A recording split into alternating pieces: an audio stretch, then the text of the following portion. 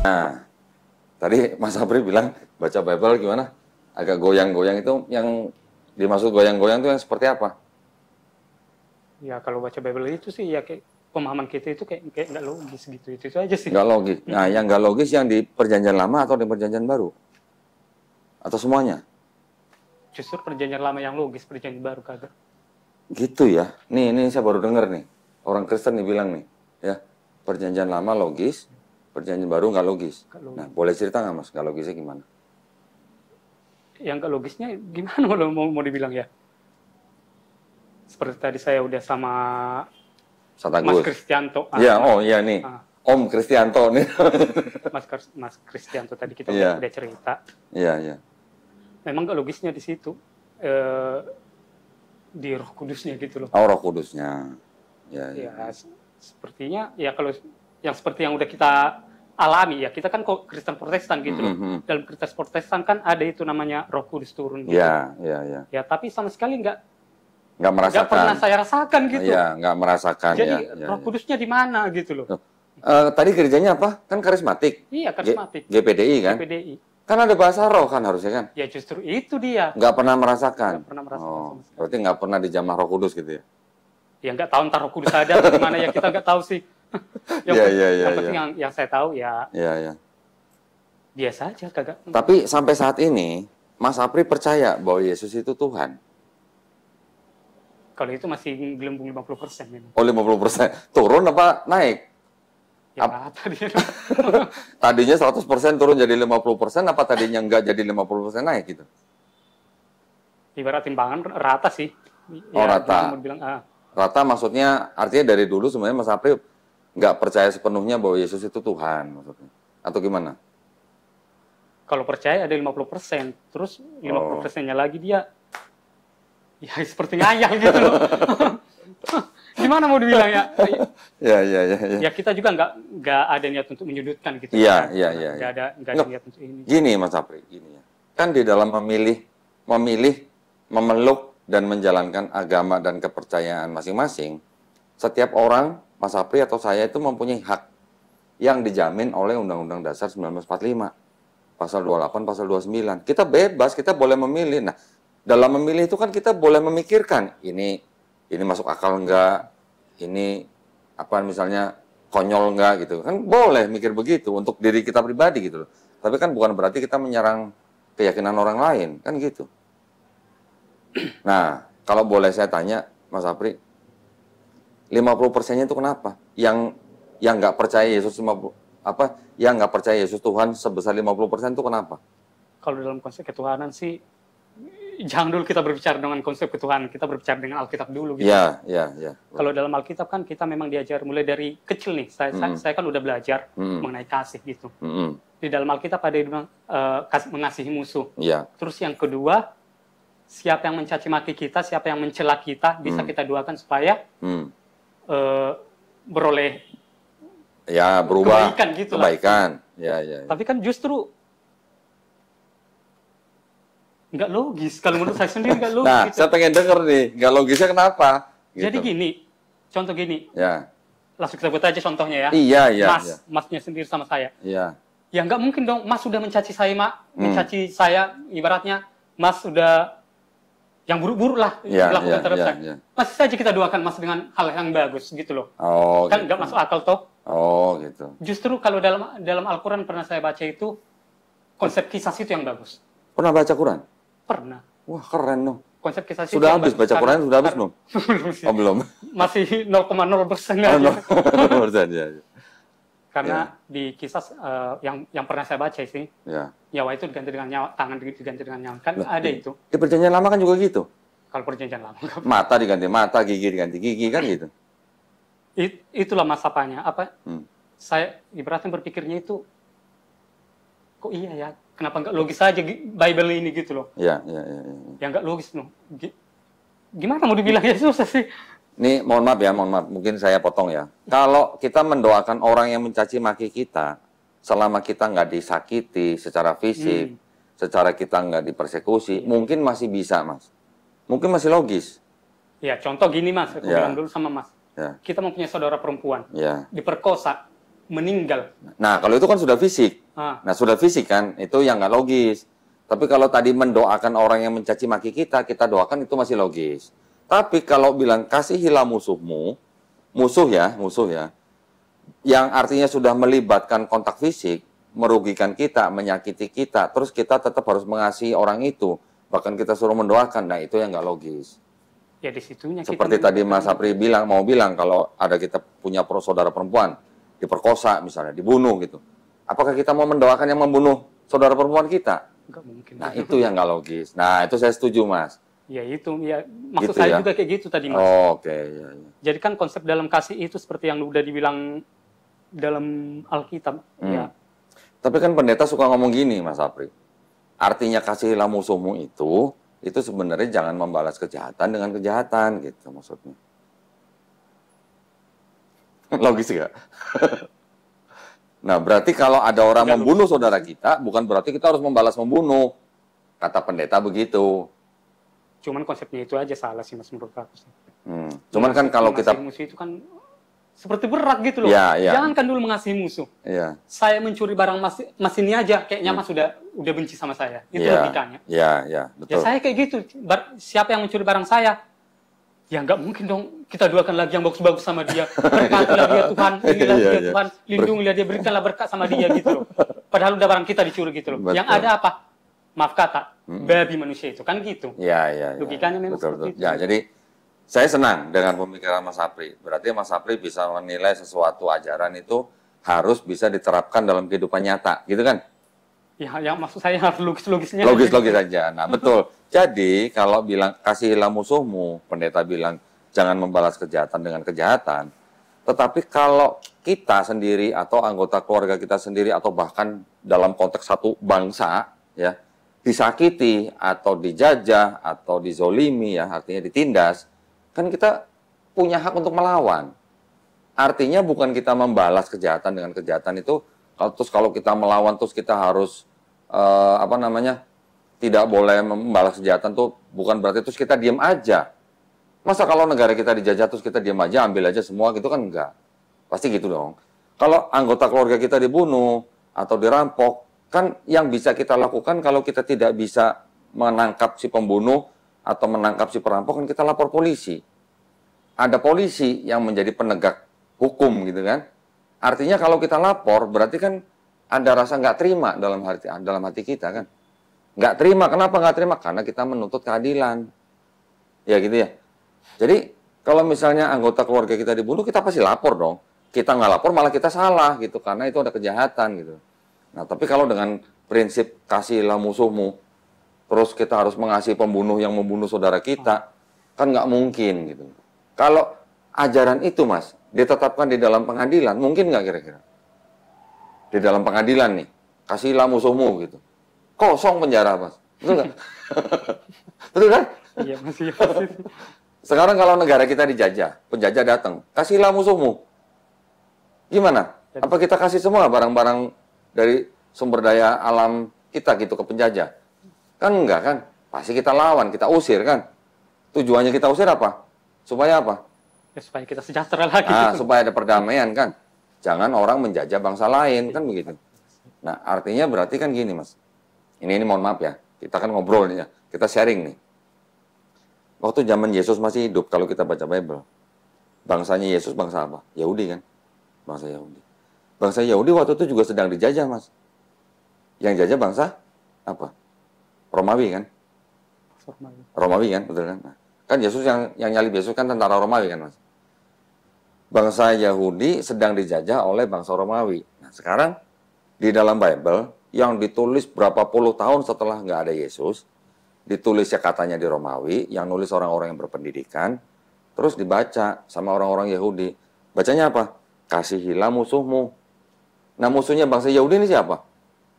Ya bangsa Romawi. Bangsa Romawi. Terus bangsa Yahudi suruh kasih bangsa Romawi gitu. Padahal bangsa Romawi itu yang menjajah bangsa Yahudi. Satu. Yang kedua, di Bible juga dikatakan, bayarlah pajak kepada kaisar. Kaisar ini kan dari Romawi, bangsa Yahudi kan nggak punya kaisar. Kaisar ini kan yang menjajah bangsa Yahudi, suruh bayar pajak ke kaisar. Gitu. Kekaisaran Romawi ya. Ya. Terus di surat-surat di Paulus juga dikatakan takluklah atau tunduklah kepada pemerintah. Pemerintah pada saat itu siapa? Bangsa Romawi kan? Bahkan Paulus mengatakan pemerintah itu berasal dari Allah. Mungkin nggak pemerintah Romawi itu berasal dari Allah untuk menjajah bangsa Yahudi? Logis nggak kira-kira, Mas? Enggak logis. Enggak ya. Terus Paulus juga menulis, bayarlah pajak dan cukai kepada yang berhak. Yang mengurus pajak dan cukai itu adalah pelayan-pelayan Allah, katanya. Bangsa Romawi yang ngurus pajak dan cukainya orang Yahudi itu pelayan Allah, kata Paulus. Kira-kira logis nggak? Enggak logis. Nggak logis. Jadi kalau ada penjajah datang ya ke sebuah negara mau menjajah, terus dia bawa kitab suci katanya, yang ajarannya kasihilah musuhmu, bayarlah pajak kepada kaisar atau pemerintahmu gitu.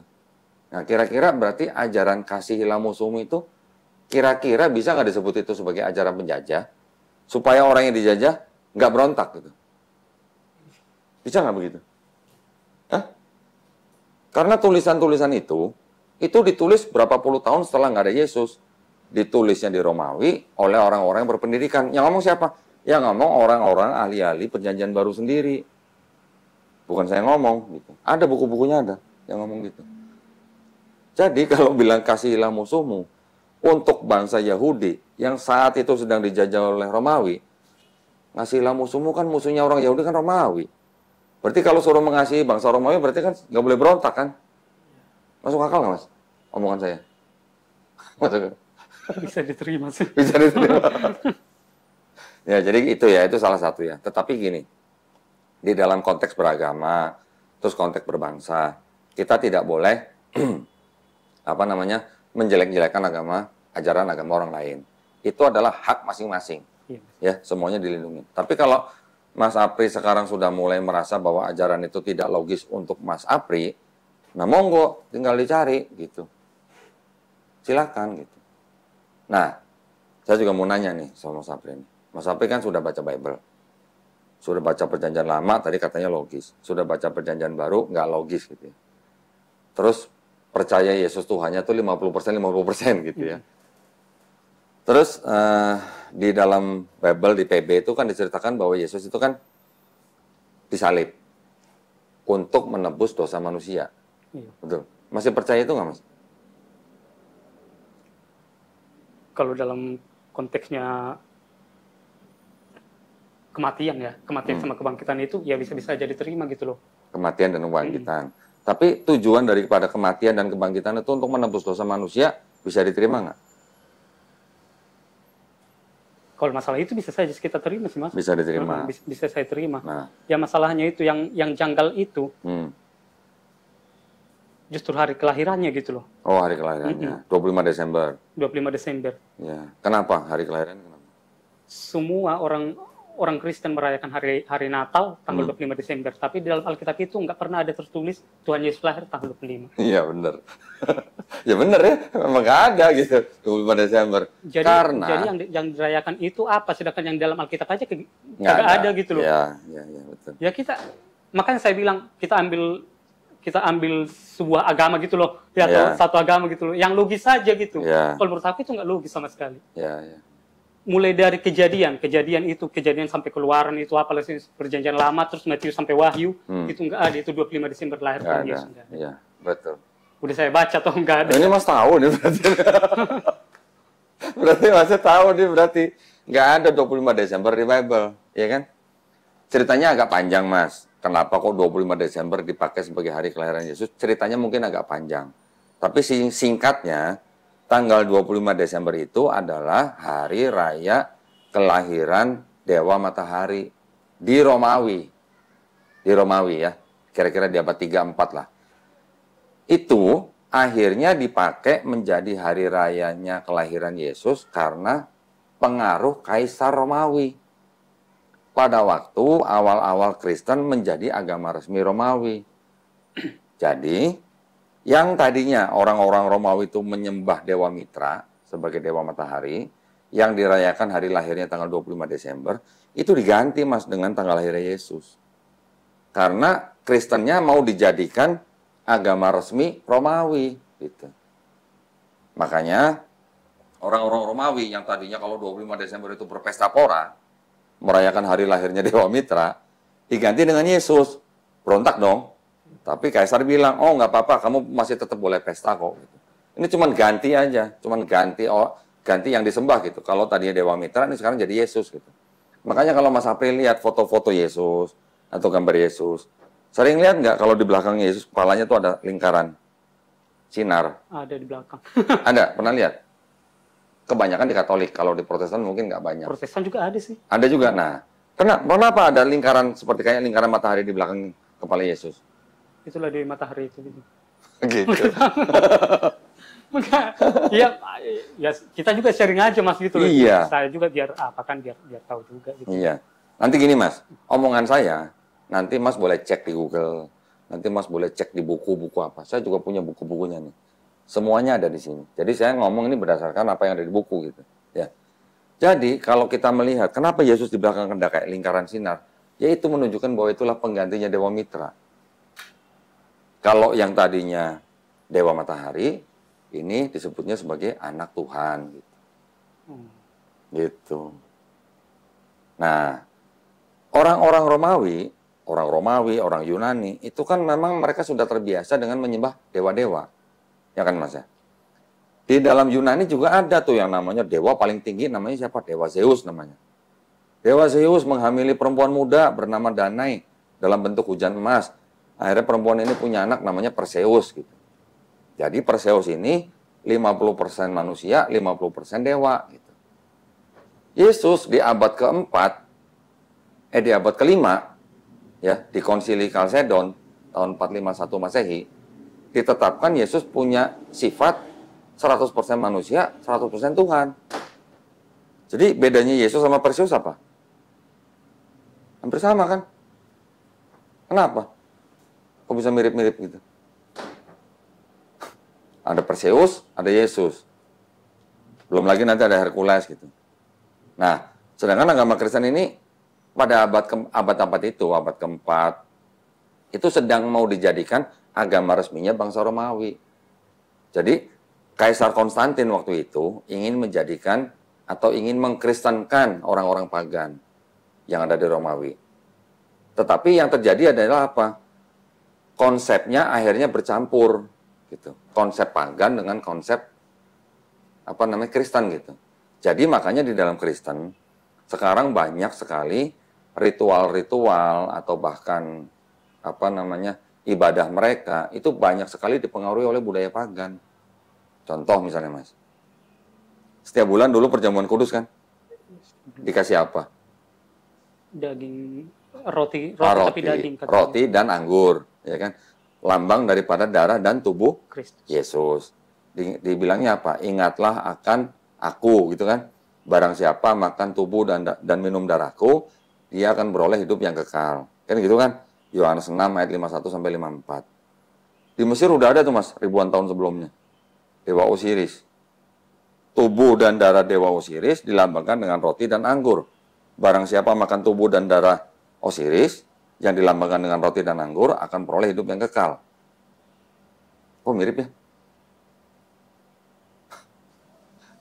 Saya banyak nih Mas bukunya nih.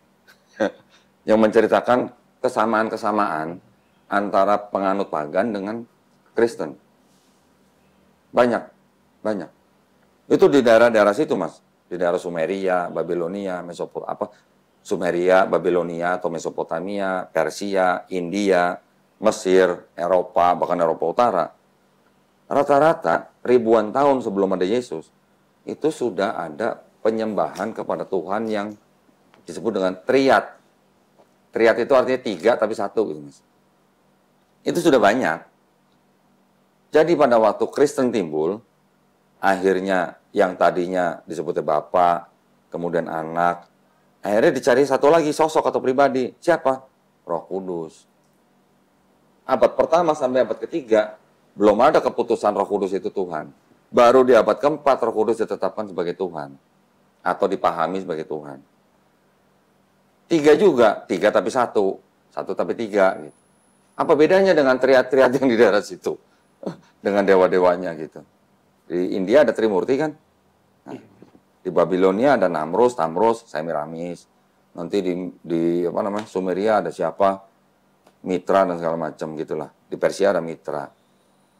Jadi memang gimana ya? Memang itu sudah menjadi kebiasaan dan sudah menjadi kepercayaan orang-orang zaman dulu di sekitar daerah itu yang menyembah Tuhan yang terlihat. 3 tapi 1 sampai 3 gitu. Jadi pada waktu Kristen timbul ini sebenarnya bukan hal yang baru. Ini hal yang meneruskan kepercayaan lama gitu sebenarnya. Cuman dengan tokoh-tokoh yang berbeda gitu. Ibaratnya budayanya ini duplikat gitu. Iya. Kan bisa dibilang duplikat lah ini. Iya. Di Trimurti ada siapa? Ada Brahma, Wisnu, Siwa gitu kan. Nanti di Babilonia ada Namrus, Tamrus, Semiramis. Nanti di Mesir ada Osiris, Isis, Ra. Nanti di Eropa ada Dewi Madonna yang melambangkan dengan 3 muka gitu. Semua gitu Mas, semuanya 3. Nah, jadi bukan hal yang baru gitu buat Kristen timbul dengan pola yang sama gitu. Nah, terus kok ajarannya kasihilah musuhmu gitu.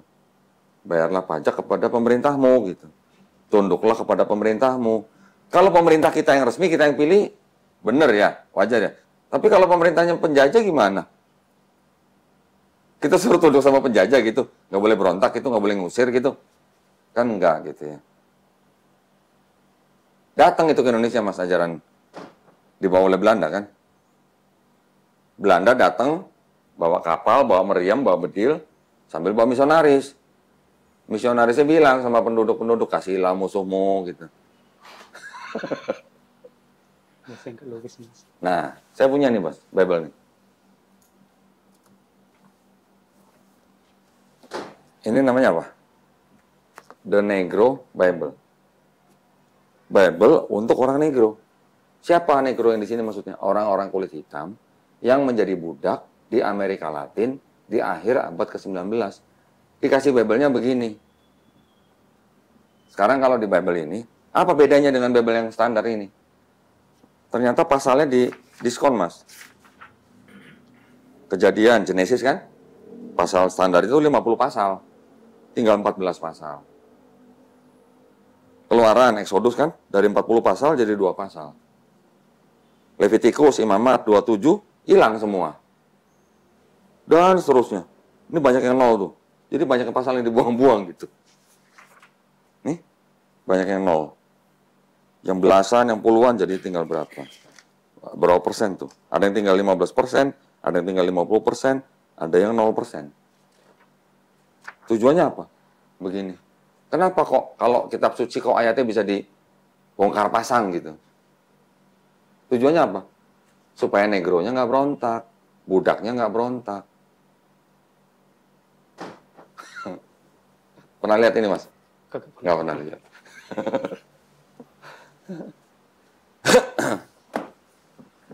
Belum lagi ada ini Mas. Apal nggak dengan warnanya? LGBT. Kok tahu sih? Ya memang itu kan lambangnya itu. Iya lambangnya. Ini tulisannya apa nih Mas? Gitu. Jadi Bible buat siapa? Untuk para gay. Untuk para gay. Ini pernah dengar King James Version? King James Bible pernah dengar? Belum pernah. Nggak pernah ya? Oke. Nggak tahu mungkin. Jadi tergantung untuk siapa gitu Bible itu. Bisa dibongkar pasang gitu. Pasalnya dan ayatnya. Gitu. Nah, alhamdulillah Mas Apri datang ke sini nih. Saya yakin itu bukan kebetulan Mas. Kalau Mas Apri semalam menghubungi saya lewat WA, terus ada janjian dijemput sama Ustadz Agus, bisa datang sini ketemu saya, itu bukan kebetulan. Pasti ada yang ngatur. Ya. Tidak ada pertemuan 2 orang itu yang kebetulan. Pasti ada yang ngatur. Kalau tidak diizinkan Allah Subhanahu wa taala, kita tidak akan ketemu walau kita berusaha gitu. Tapi kita sudah diizinkan bertemu begini, ini sebuah tanda yang insya Allah membawa kebaikan buat kita berdua gitu, buat semuanya gitu Mas. Saya kalau mau bicara panjang lebar tentang Bible ini banyak sekali nih yang bisa saya tunjukin. Jadi saya masih awam juga Mas. Tapi maksud saya gini, Mas Apri kan saya yakin dengan kegalauan tadi yang percaya Yesus sebagai Tuhan cuma 50%. Terus ajarannya nggak logis. Itu buat saya sebenarnya sudah cukup. Udah cukup sebenarnya buat saya. Artinya sudah cukupnya itu begini. Saya tidak perlu lagi menunjukkan ke Mas Apri ada ayat-ayat yang tidak asli dalam Bible kan? Tahu nggak di dalam Bible ada ayat tidak asli? Belum pernah. Belum pernah dengar? Atau mau baca sekali-sekali ya? Sekali aja biar tahu gitu ya. Jadi biar jangan disangka saya nanti mengada-ngada gitu. Nah, ini pegang Mas. Pegang aja. Ini kitab suci apa? Katolik. Katolik. Nih, bukan di sini. Ini apa? Tidak untuk diperdagangkan. Terus ini dari mana nih? 2009 kan ya? Ini untuk dipersembahkan oleh siapa? Kepada umat Katolik. Oleh? Direktur Jenderal Bimbingan Masyarakat Katolik Departemen Agama Republik Indonesia. Resmi nggak? Resmi dong. Departemen. Cuma tidak untuk diperdagangkan kan? Nah, saya kasih lihat ada ayat begini Mas. Pegang. Nah, Mas baca nih di sini nih 1 Yohanes pasal 5 ayat 7. Ini 7 nih. Nah, ini 7. Sampai ayat 8. Coba tolong dibaca Mas. 1 Yohanes pasal 5 ayat 7. Nah, ini kan 7 nih. Nah, dari ayat 7 dibaca sampai ayat 8. Sebab ada 3 yang memberi kesaksian di dalam surga, Bapa, Firman, dan Roh Kudus, dan ketiganya adalah satu. Dan ada 3 yang memberi kesaksian di bumi, roh dan air dan darah, dan ketiganya adalah satu. Pernah baca kan pasti? Di Bible-nya Mas Abe pernah baca dong? Pernah sih, pernah. Pernah kan? Kan ada Bapa, ada Firman, ada Roh Kudus, dan ketiganya adalah satu, ya kan? Itu kan dianggapnya sebagai bukti bahwa di dalam Bible itu ada ajaran Trinitas, gitu kan? Iya, konsepnya Trinitas ada. Ada Bapa, Firman, dan Roh Kudus, gitu. Dan ketiganya satu. Itulah satu-satunya bukti di dalam Bible bahwa ada ajaran Trinitas, kan gitu? Nah, ini ada catatannya nih Mas Ibu nih. Ayat 7 sampai 8 coba dibaca sampai sini. Di dalam surga, di bumi. Nah, Bagian dibaca. ayat ini tidak terdapat dalam naskah-naskah Yunani yang paling tua, dan tidak pula dalam terjemahan-terjemahan kuno, bahkan tidak dalam naskah-naskah paling baik dari Vulgata. Bagian ini kiranya aslinya sebuah catatan di pinggir halaman salah satu naskah terjemahan Latin yang kemudian disisipkan ke dalam naskah-naskah oleh penyalin, dan akhirnya bahkan disisipkan ke dalam beberapa naskah Yunani. Karenanya bagian ini pasti tidak asli. Nah, kok bisa ayat tidak asli? Pernah lihat nggak Bible ada catatan kakinya seperti ini? Bible catatan kaki sih nggak pernah sih Mas. Nggak pernah. Mungkin karena beda ya, ini Beda, ini jauh lebih tebal. untuk Katolik atau memang ada ayat Ya. kakinya, tapi dia ayat kaki itu cuma Yohanes ini, ayat ini. Oh ya, ini, itu referen. dia. Itu namanya ayat silang namanya Mas.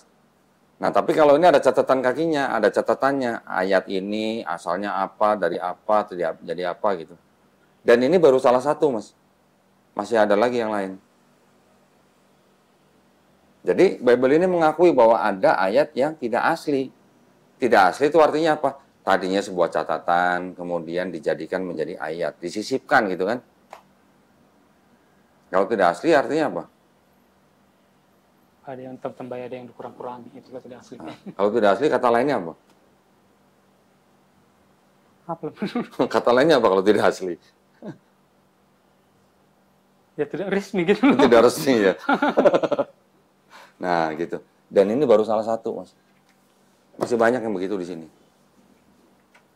Ini dari sumber mereka loh ya. Bukan dari Quran loh. Bukan dari asumsi saya loh. Kira-kira kalau menurut Mas Apri, kalau sebuah kitab yang disebut kitab suci, ada ayat yang tidak asli, atau sisipan, atau tambahan gitu. Menurut Mas Apri itu bisa nggak disebut sebagai kitab suci? Nggak bisa, Mas. Nggak bisa. Karena memang dalam Alkitab juga pernah saya baca juga. Bagi siapa yang menambah-nambahi, itu di kitab Wahyu ya, bagi siapa yang menambah-nambahi atau mengurang-urangi, ya diterima akibatnya gitu. Nah, iya. Gimana dong? Tapi gini ya, pandangan saya ya terhadap Bible ya. Di dalam Bible masih ada firman-firman Tuhan. Sisa-sisanya masih ada, Mas. Ya, di Perjanjian Lama terutama kan.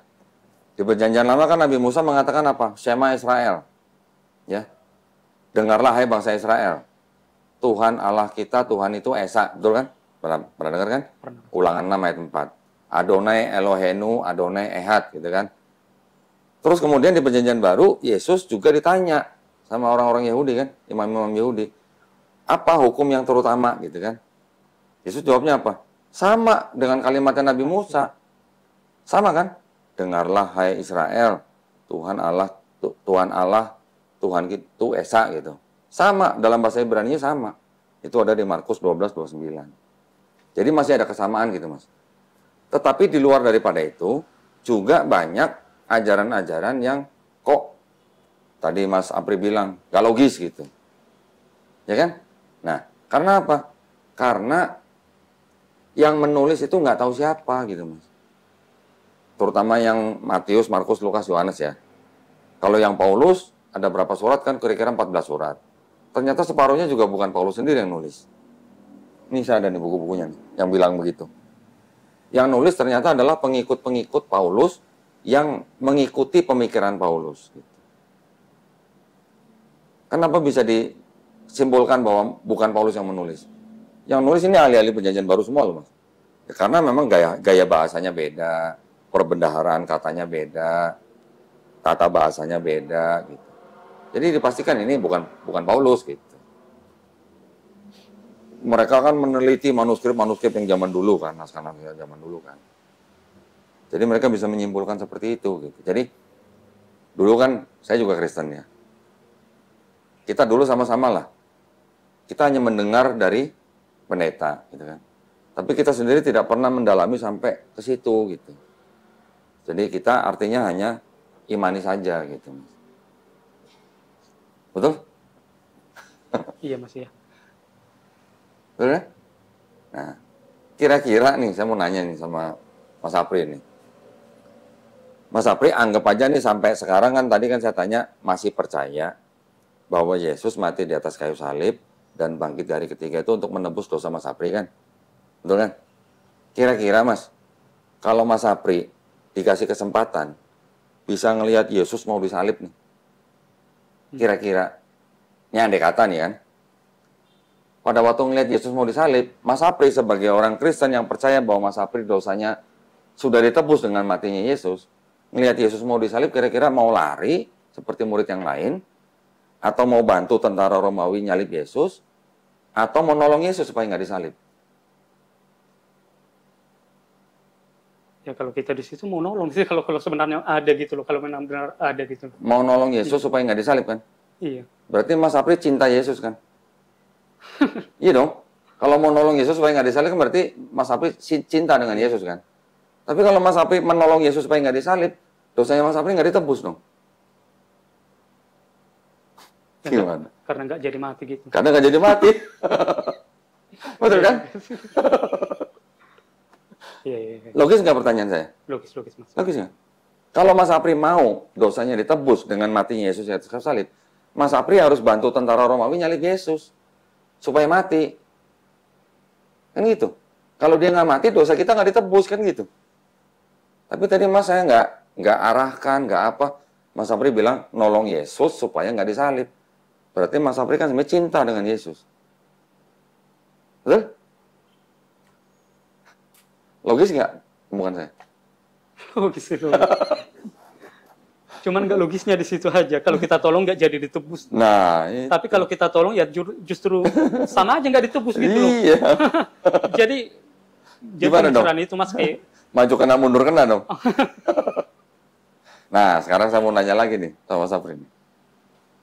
Kalau orang Kristen percaya bahwa dosanya sudah ditebus sama matinya Yesus di atas kayu salib, Mas ya. Berarti yang menyalibkan Yesus tentara Romawi, ya. Tentara Romawi kan disuruh sama Pontius Pilatus kan? Iya. Pontius Pilatus diminta sama siapa? Imam-imam Yahudi kan? Imam Yahudi bisa nangkap Yesus dari siapa? Yudas Iskariot. Yudas Iskariot bisa menyerahkan Yesus ke Imam Yahudi karena siapa? Ada yang membisiki dia kan? Ada yang membisiki. Siapa? Iya. Iblis kan? Ada ayatnya kan di Bible. Jadi iblis membisiki Yudas, Yudas menyerahkan Yesus ke Imam Yahudi, imam Yahudi minta Pontius Pilatus untuk disalib, kan Yesusnya Pontius Pilatus baru nyuruh tentara Romawi untuk nyalib, kan? Ini 5 pihak ini yang menyalibkan Yesus supaya mati di atas kayu salib, supaya nebus dosanya Mas Apri. Ini 5-limanya berjasa apa berdosa, Mas? Kalau dalam konteks tadi berjasa. Berjasa dong. Kalau berjasa harusnya masuk surga atau masuk neraka? Masuk surga sih. Harusnya masuk. Mau satu surga sama iblis. Gimana? Ya kadang memang nggak logis sih, Mas. Nah, itu karena aja nggak sih. logis. Sekarang Mas Apri sudah bisa menyatakan dengan tegas karena memang nggak logis gitu. Karena memang Yesus tidak pernah mengajarkan bahwa dia mati di atas kayu salib untuk menebus dosa manusia. Kan di Matius 18 ayat 3 Yesus bilang, kalau mau masuk kerajaan sorga, kamu hanya perlu bertobat dan menjadi seperti anak kecil ini gitu. Kan gitu kan? Kalau bertobat artinya gimana? Menyembah Yesus sebagai Tuhan gitu kan enggak. Yesus nggak pernah bilang sembahlah aku kan. Karena Yesus hanya bilang bertobat dan menjadi seperti anak kecil ini. Baru bisa masuk kerajaan Allah. Betul? Kalau Mas percaya tadi 100% Yesus Tuhan, saya nanti mungkin banyak tanya. Gitu. Tapi karena sudah 50%, sudah cukup dengan itu aja. Gitu, Mas. Segala sesuatunya kita harus pikirkan, logis nggak gitu. Mas Apri datang ke sini dengan pemikiran bahwa itu tidak logis. Wah, itu sudah begini sebenarnya. Ada yang mau ditanyain soal Bible? Nggak ada lagi. Nggak ada lagi. Ya memang udah mewakili sih memang. Sudah mewakili ya. Mau satu lagi nggak? Boleh. Sebelum ambil keputusan. Ini kita cek dengan logika aja. Kira-kira menurut Mas Apri, Yesus disalib itu kira-kira rela nggak?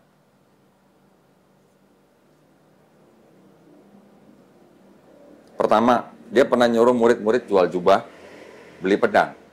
Betul kan? Kira-kira buat apa itu pedang? Waktu mau ditangkap nih. Supaya ada perlawanan. Perlawanan. Kalau supaya ada perlawanan, berarti rela nggak dia disalib? Sama sekali tidak. Tidak. Sama sekali tidak. Iya kan? Nggak rela, nggak. Kemudian dia larinya kemana? Ke Taman Getsemani kan? Nggak semangat. Taman Getsemani. Ngapain di Taman Getsemani? Semalam-malaman apa? Berdoa. Berdoa di Taman Getsemani. Berdoa kepada siapa? Kepada Allah Bapa. Kepada Allah Bapa. Nah, katanya Yesus Tuhan, kok berdoa sama Allah Bapa? Itu dia lagi. Itu dia lagi.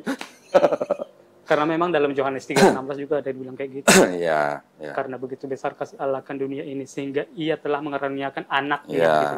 iya. Jadi ibaratnya gitu, dia dan anaknya kan udah 2. Iya.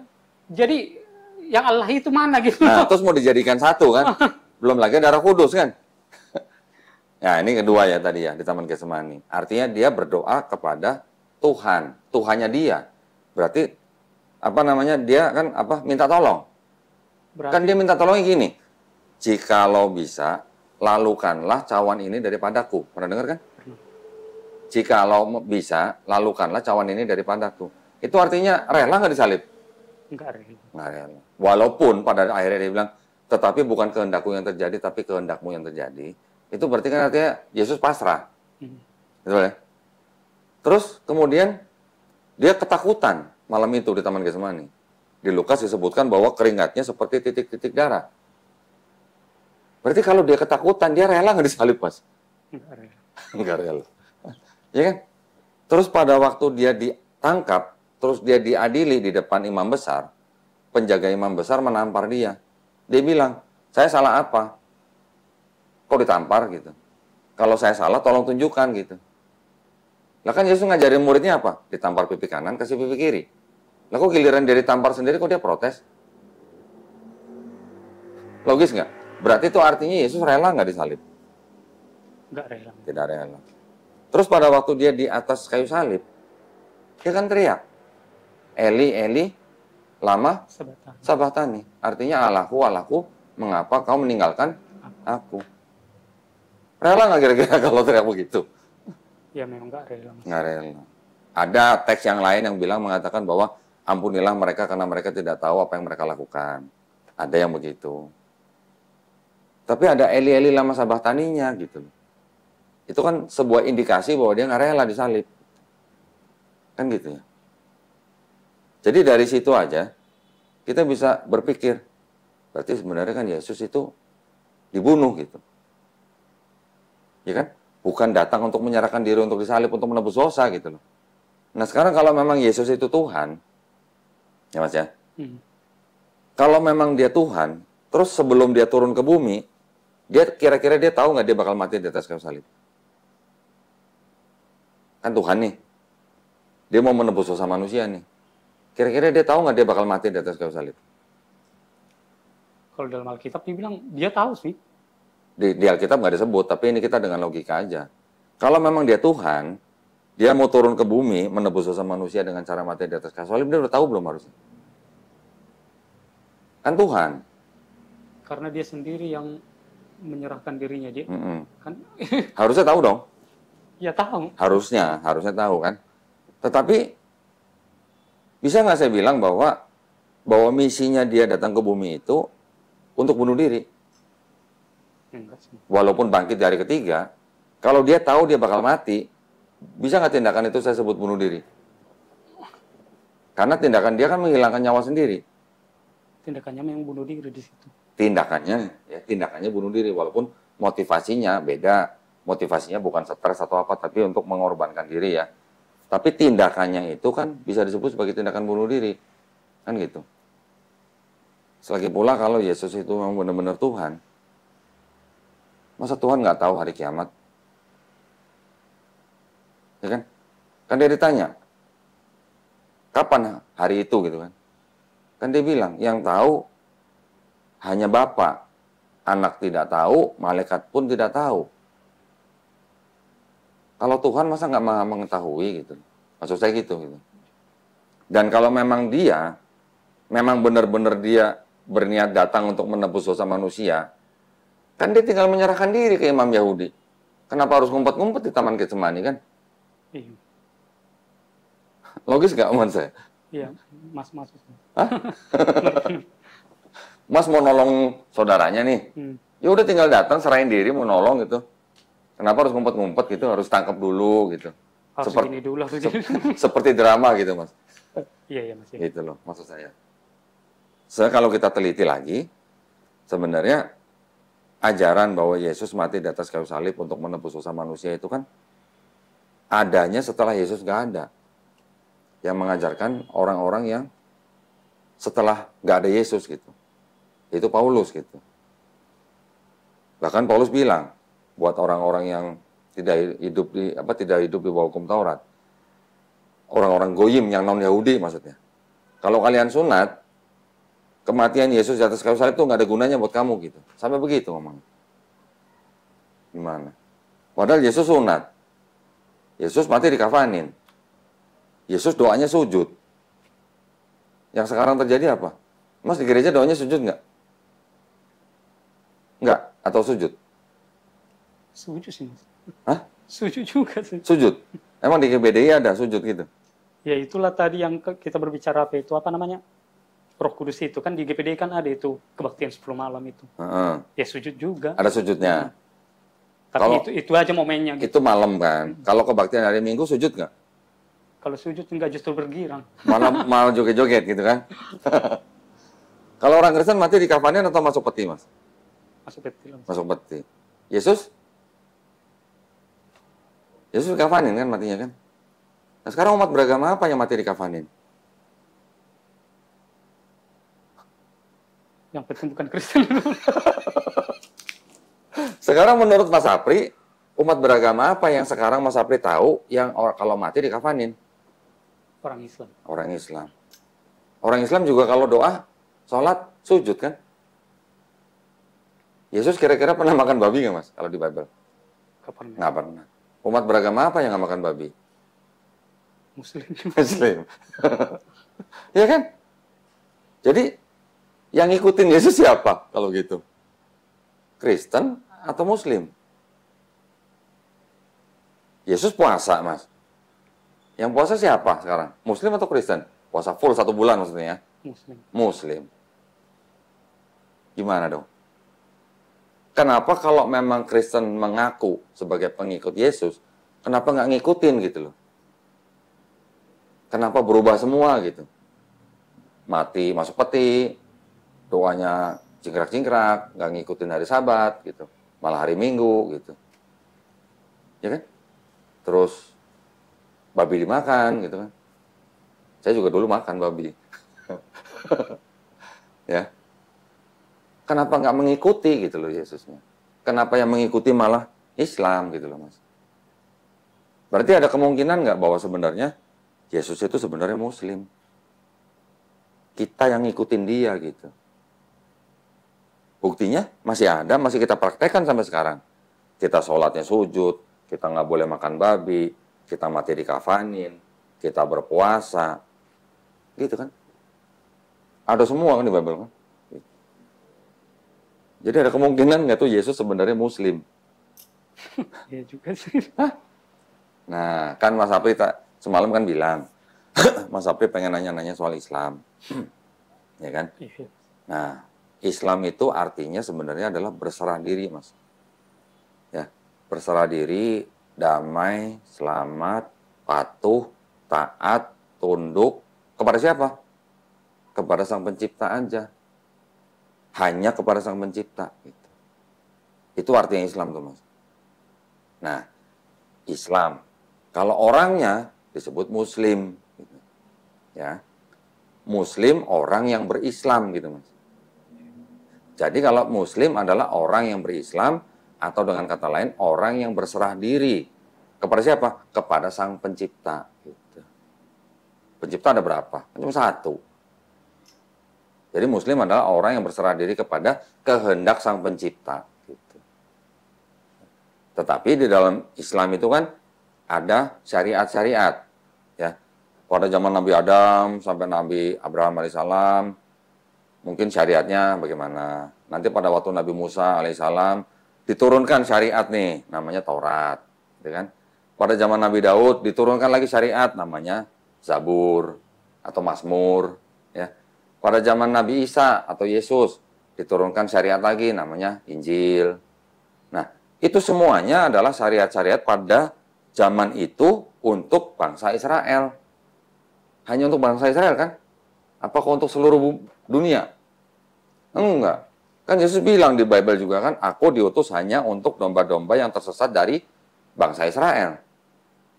Bahkan murid-muridnya dilarang pergi ke negeri Samaria kan? Nggak boleh kan? Musa juga menerima Taurat untuk bangsa Israel. Begitu juga Daud menerima Mazmur juga untuk bangsa Israel. Nabi Isa juga begitu untuk bangsa Israel. Gitu. Jadi itu namanya syariat. Nah, syariat-syariat semua yang tiga itu kan untuk bangsa Israel, untuk bangsa tertentu gitu. Ya kan? Barulah diturunkan syariat yang terakhir, yaitu Quran, Mas. Di dalam Quran ini kalau mau dicari intisari daripada Taurat, Zabur, Injil, semuanya ada dalam Quran.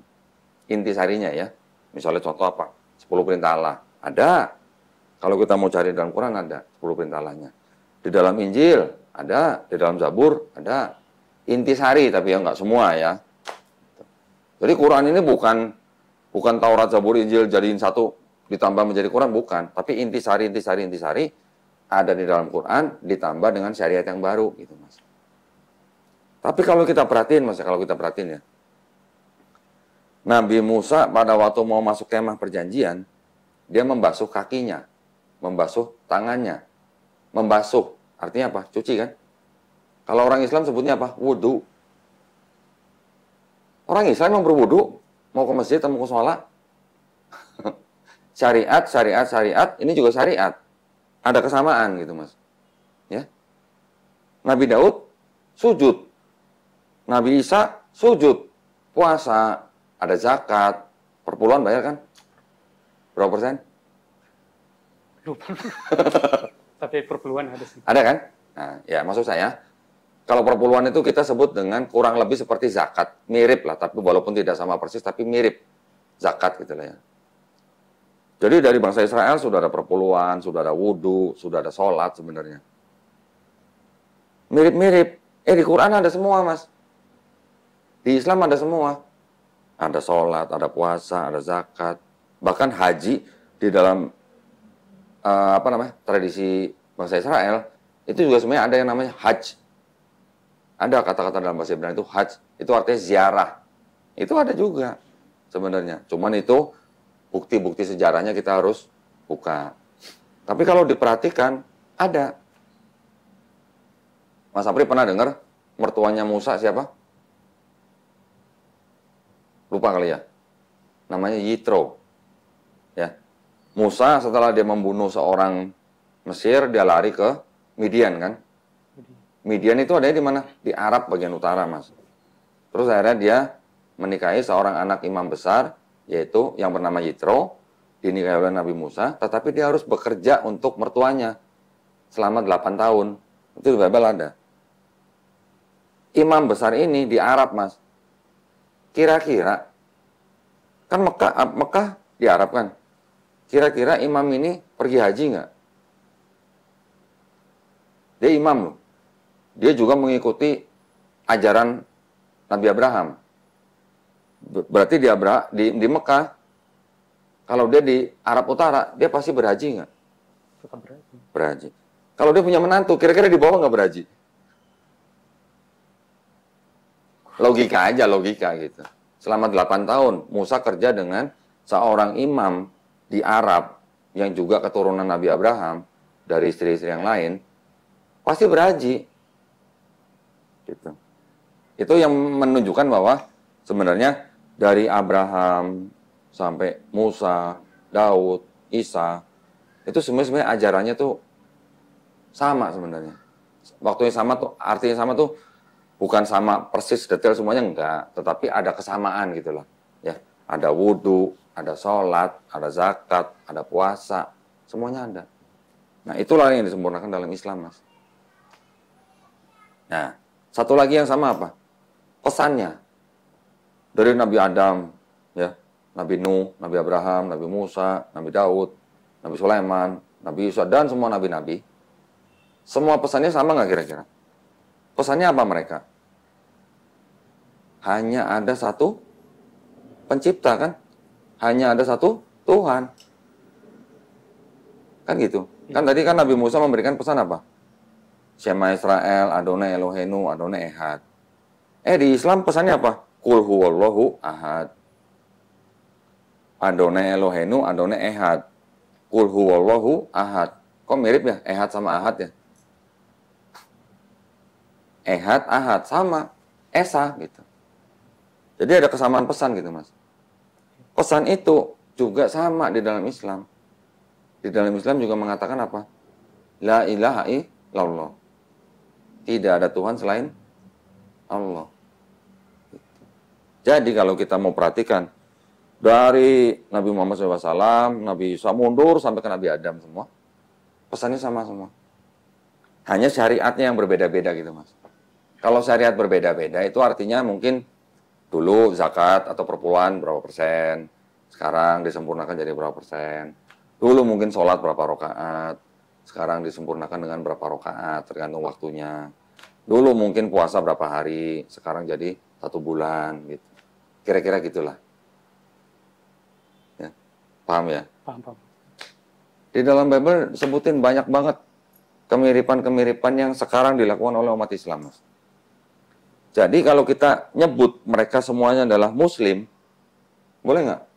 Muslim dalam arti mereka berserah diri kepada satu Tuhan. Bukan berarti mereka sudah mengikuti syariat Nabi Muhammad, bukan. Kan jaraknya ribuan tahun. Tapi secara akidah keyakinan, mereka hanya berserah diri kepada satu Tuhan, satu pencipta. Itu dalam bahasa Arabnya Muslim disebutnya, gitu, Mas. Jadi Islam ini bukan agama yang baru sebenarnya, secara akidah. Secara syariat baru, adanya di abad ke-7, secara syariat. Tetapi secara akidah ini sebenarnya mengikuti akidah-akidah nabi-nabi sebelumnya. Mengikuti pesan-pesan nabi-nabi sebelumnya. Keyakinannya gitu ya, bahwa kita hanya berserah diri kepada satu pencipta gitu. Dalam bahasa Arabnya Muslim. Gitu. Kata kerjanya Islam. Orangnya disebut Muslim. Cuman syariatnya beda gitu. Belum ngikut syariat Nabi Muhammad SAW dengan Quran dan Sunnahnya. Kira-kira ada yang mau tanyain nggak dalam Islam? Enggak ada Mas, udah pas. Jelas? Jelas Mas.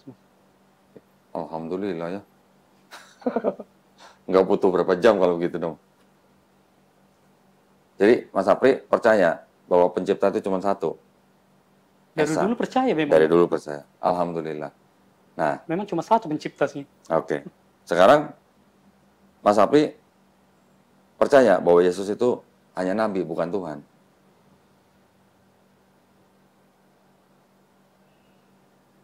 Kalau belum yakin, kita diskusi lagi. Kenapa Yesus bukan Tuhan gitu. Kan dari penjelasan tadi udah pas. Sudah pas. Jadi percaya bahwa Yesus itu cuma nabi, bukan Tuhan. Saya kasih ayatnya ya. Saya kasih ayatnya ya. Kita buka Bible.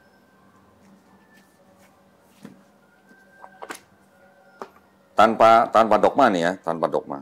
Kita baca dengan ini aja, dengan logika aja.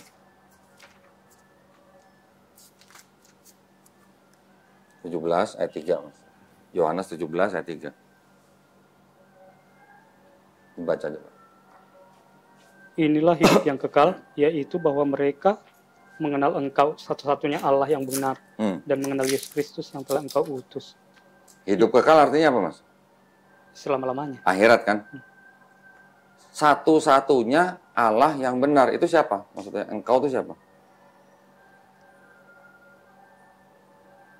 Bapa kan? Itulah pencipta itu. Iya, pencipta itu. Nah kan Yesus menyebutnya Bapa kan? Jadi engkaulah satu-satunya Allah yang benar. Satu-satunya loh Mas, nggak ada dua-duanya loh. Nggak ada tiga-tiganya loh. Satu-satunya Allah yang benar. Terus Yesus yang kau utus. Kalau utusan itu namanya apa? Nabi. Nabi. Buka lagi. Ada lagi Mas. Kalau dogma gereja lain lagi. Satu-satunya Tuhan yang benar tuh Bapa, Anak, dan Roh Kudus gitu. Jadi ada tiga gitu. Tapi kalau kita baca dengan secara plain apa adanya, satu-satunya Allah yang benar itu engkau tuh Bapa. Berarti itu kan Allah. Yesus yang kau utus. Utusan itu apa? Nabi.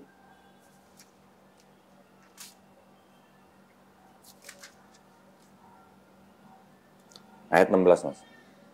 Yohanes 13 ayat 16. Sesungguhnya aku berkata kepadamu, seorang hamba tidaklah lebih tinggi daripada tuannya, ataupun seorang utusan daripada orang yang mengutusnya. Nah, artinya apa? Perlu tafsir?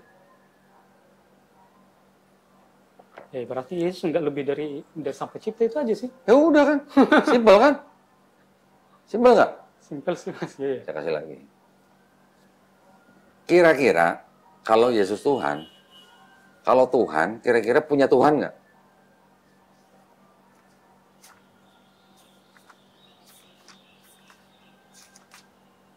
Tuhan itu udah tertinggi tuh Mas. Nggak perlu lagi Tuhan lain. Kalau udah dia Tuhan ya nggak perlu lagi yang Tuhan gitu. Ya gitu kan. Yohanes 20 ayat 17. Coba. 17 mana? Nah, ini coba baca. 17. Kata Yesus kepadanya, janganlah engkau memegang aku terus, sebab aku belum naik kepada Bapa, tetapi pergilah kepada saudara-saudaraku dan katakanlah kepada mereka, bahwa sekarang aku akan naik kepada Bapakku dan Bapamu, kepada Allahku dan Allahku. Itu yang ngomong Yesus kan? Kepada Maria Magdalena. Yesus bilang apa? Beritahukan kepada mereka, aku akan pergi kepada siapa? Bapakku dan Bapamu. Bapamu ini maksudnya saudara-saudaranya gitu kan? Berarti Yesus punya Bapa yang sama nggak dengan saudara-saudara dia? Bapaknya sama dong. Terus Allahku dan Allahmu. Berarti Yesus punya Allah yang sama nggak sama saudara-saudaranya? Artinya kalau Allahku apa? Tuhannya Yesus bukan? Ya? Allah gitu. Iya, Allahku. Kan pakai ku tuh kan? Ada kunya kan? Iya. Berarti apa? Berarti Yesus punya Allah gitu? Punya lah dia. Kalau dari sini. Nah kalau dari sini ya. Nah terus kalau Yesus Tuhan, Tuhan punya Tuhan gitu?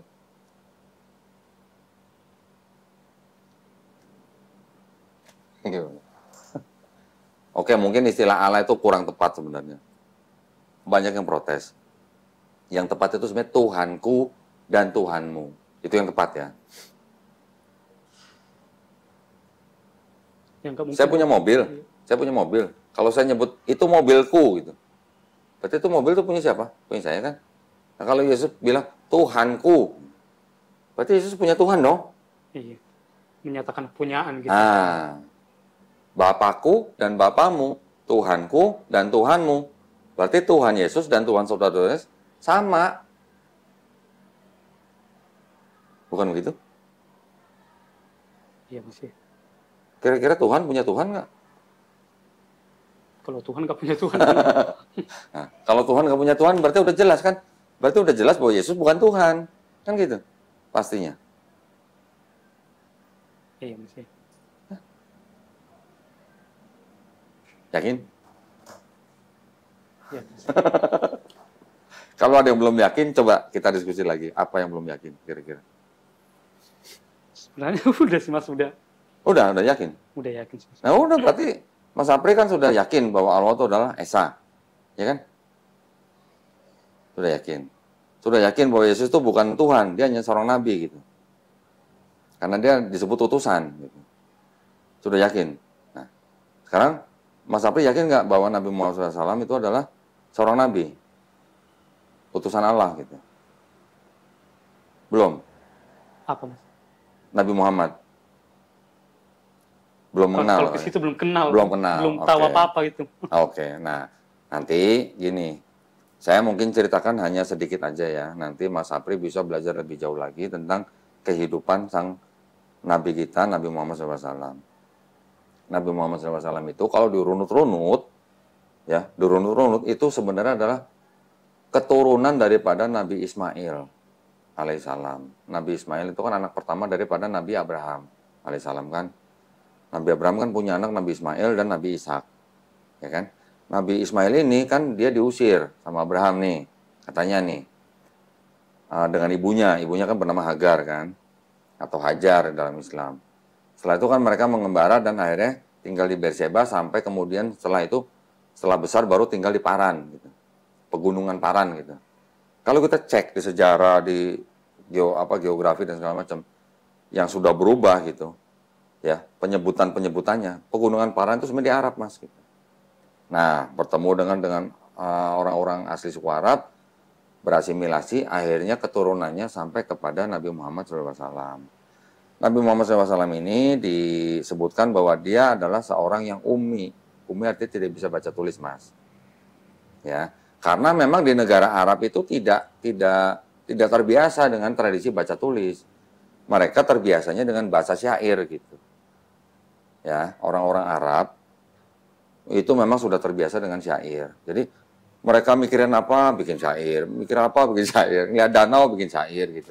Lihat gunung, bikin syair. Memang gitu tradisinya gitu. Jadi bukan tradisi baca tulis gitu kalau untuk bangsa Arab. Nah di bangsa Arab itu sendiri, itu selama beratus-ratus tahun, bahkan sebelumnya itu, mereka juga sudah mengenal yang namanya pagan, Mas.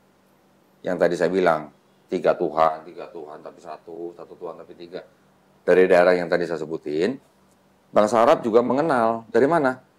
Dari Persia. Karena mereka kan orang-orang pedagang.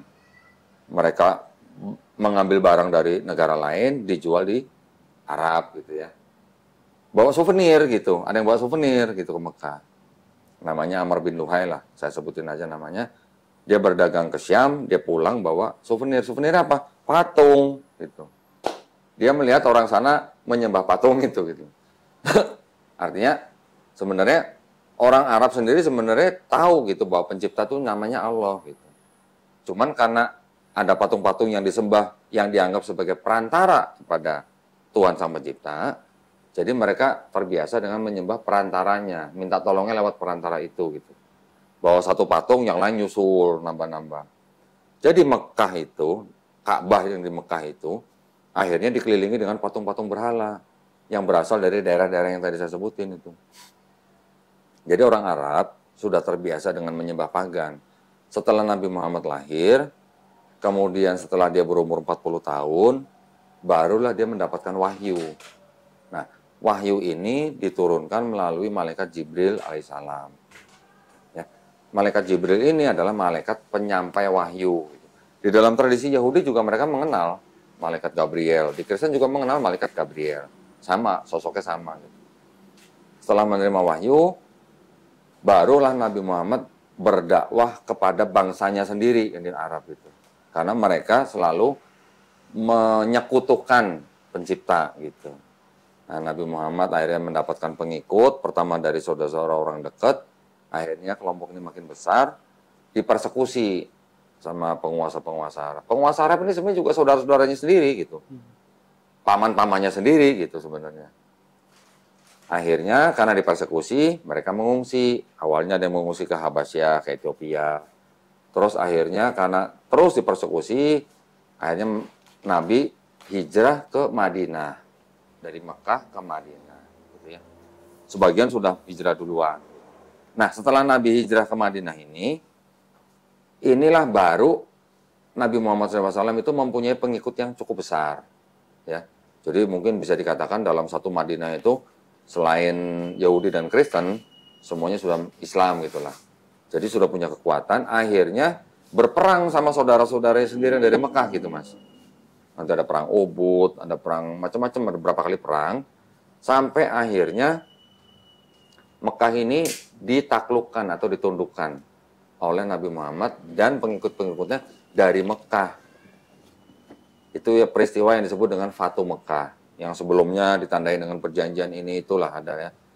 Setelah ditaklukkan ya, orang yang ada di Mekah pada waktu ditaklukkan oleh Nabi Muhammad, mereka silahkan kalau mau masuk Islam dilindungin, tapi kalau nggak mau masuk Islam, karena Mekah itu adalah tanah yang suci, tanah haram, maksudnya tanah suci, mereka harus keluar dari Mekah gitu. Tapi bukan berarti dibunuh-bunuhin, enggak. Yang mau masuk Islam silakan, yang enggak silakan gitu. Di dalam Islam itu tidak ada paksaan gitu Mas.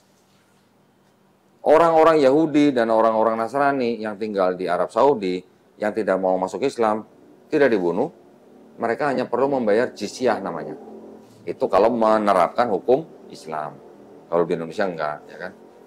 Jadi di dalam Islam, Islam itu tadi kan saya sudah sebutkan ininya ya, apa namanya definisinya gitu lah ya. Kalau apa namanya pada waktu Fatu Mekah, sorry saya mundur dikit. Setelah ditaklukkan, patung-patung berhala yang tadinya mengelilingi Ka'bah itu, yang jumlahnya kurang lebih 360, itu semua dihancurkan. Jadi ajakan daripada Nabi Muhammad SAW itu apa? Hanya untuk kembali menyembah kepada satu pencipta. Gitu. Siapa? Allah Subhanahu Wa Taala. Nama Allah Subhanahu Wa Taala sendiri itu dulunya sebenarnya sudah dikenal oleh orang-orang Arab. Tetapi mereka menyalahgunakan nama itu sebagai dewa gitu. Ada yang bilang dewa bulan, ada yang bilang punya 3 anak gitu. Jadi pada akhirnya setelah Nabi Muhammad SAW akhirnya menguasai Mekah, barulah bangsa Arab ini berubah dari bangsa yang terbelakang baru menjadi bangsa yang beradab gitu. Sebelum diturunkan Islam di Mekah, bangsa Arab itu atau suku Quraisy itu adalah bangsa yang ini Mas, contohnya Mas. Kalau mereka punya anak perempuan, itu dikubur hidup-hidup. Itu namanya bangsa apa itu kalau begitu? Bayi perempuan dikubur hidup-hidup. Itu yang melakukan adalah suku Quraisy. Nah, setelah Quran turun, setelah Nabi Muhammad SAW berdakwah, yang tadinya hal-hal seperti itu, bahkan perbudakan, minuman keras, itu semuanya step by step itu semua dihilangkan. Semua dihilangkan. Jadi yang misalnya istri misalnya, sebelum ada Quran dan Sunnah, orang-orang Arab di situ bisa punya istri yang unlimited gitu. Berapa aja boleh gitu, nggak ada aturan. Setelah ada Islam, dibatasin maksimal 4 gitu. Gitu. Yang tadinya Homer itu ya, minuman keras itu udah terbiasa siapapun boleh minum, step by step dihilangkan. Karena ada orang yang habis minum Homer sholat gitu. Jadi dilarangnya dengan bertahap. Begitu juga dengan perbudakan. Perbudakan lama-lama juga dihapuskan dengan cara apa? Pernikahan, misalnya membayar denda. Akhirnya hilang perlahan gitu.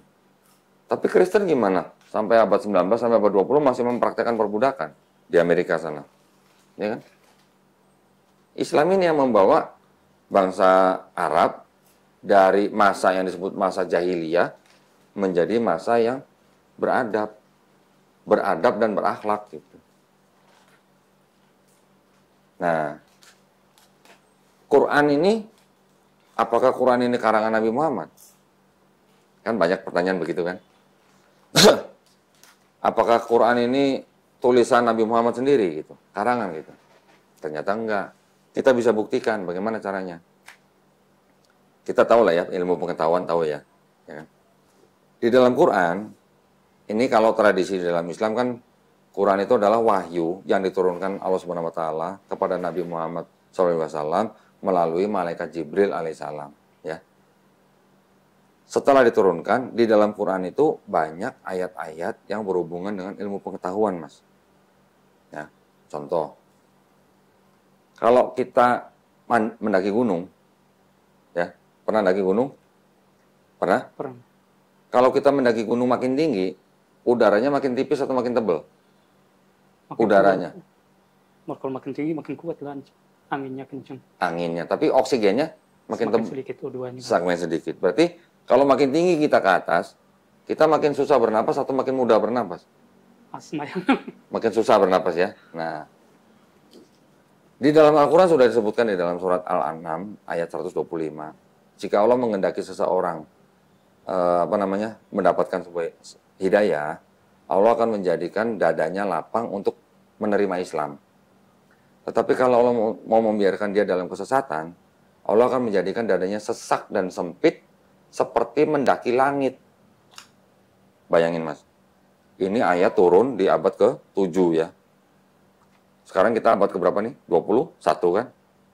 21. Abad ke-7 sudah dikatakan bahwa kalau kita mendaki langit, dada kita kan sesak dan sempit. Kira-kira siapa yang ngajarin Nabi Muhammad? Kalau mendaki langit itu, dada kita kan sesak dan sempit gitu. Siapa yang ngajarin kira-kira? Padahal ilmuwan itu baru tahu di abad ke-17. Beda 1000 tahun tuh. Baru tahu bahwa makin tinggi kita ke atas, udara makin sempit, kita makin nggak bisa bernapas. Yang tahu namanya Pascal di tahun 1648. Jadi mungkin nggak itu karangan Nabi Muhammad SAW?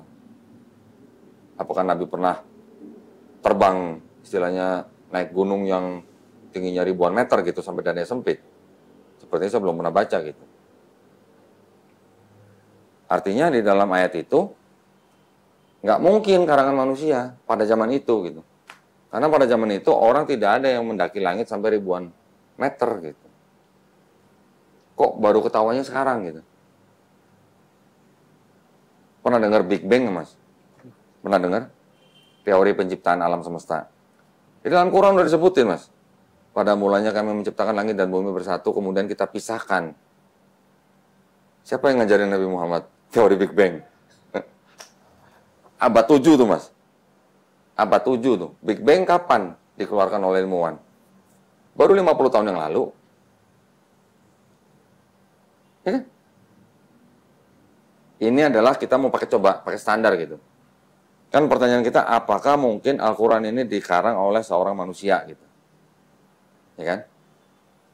Quran diturunkan di abad ke-7, sedangkan kita baru tahu ada teori Big Bang itu baru 50 tahun yang lalu.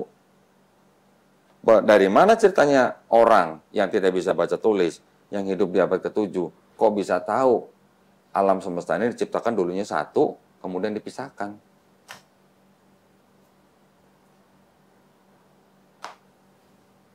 Nggak mungkin itu kan karangan manusia zaman itu. Sedangkan kita tahunya aja baru 50 tahun yang lalu gitu. Mas Apri tahu gunung kan? Gunung itu kan yang kita bisa ngeliat gunung kan ada yang naik begini kan. Ternyata gunung itu di Quran disebut apa? Pasak. Pernah dengar pasak? Tahu pasak kan? Kalau kita camping nih, kita kemah nih, kita bangun tenda, kan ada tali yang kita tancepin ke tanah pakai pasak kan, pakai paku besar gitu. Itu namanya pasak. Jadi kalau kita lihat pasak kan ada yang keluar dari tanah, tapi yang masuk ke dalam tanah kan jauh lebih panjang gitu kan.